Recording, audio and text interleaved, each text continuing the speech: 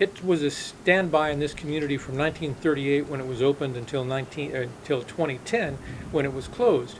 And generations of people in Charleston, including university students, would go here routinely on a Friday and Saturday night. David Stevens is a board member for the Will Rogers Preservation Committee, and he's staying positive after the outcome of today's judicial sale in court. This was an unusual foreclosure because there was only one person whose name was on the mortgage, but there were three people whose name were on the deed. And so when the bank got a judgment against the holder of the mortgage, there were two other people involved. That person was Katie Troccoli, whose name has been tied to the property's deed for several years. After the owners lost the property to bankruptcy, the property went back to the First Farmers Bank and Trust. Now, in the meantime, the committee's I Love the Will group was able to come up with the $95,000, which is where today's bidding started. But Stevens says the outcome didn't work in the group's favor. But it wasn't quite enough. It was clear to us that she had more resources than we did.